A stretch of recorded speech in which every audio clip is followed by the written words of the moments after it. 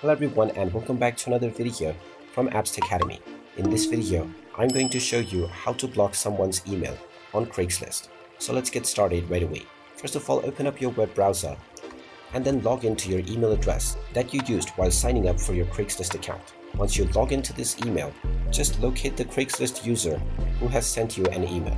Just open up their email and you will be able to read the email in detail.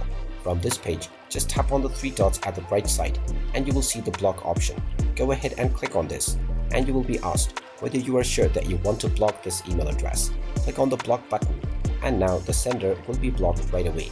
You can click on the unblock sender option if you change your mind and wish to unblock this user once again. And there you have it. That is how easy it is to block email addresses from someone on Craigslist. If you find this video helpful, make sure you hit that like button and subscribe to our channel if you haven't done so already. Also ring that notification bell to never miss another update from us. Thank you for watching and I will see you again in the next video.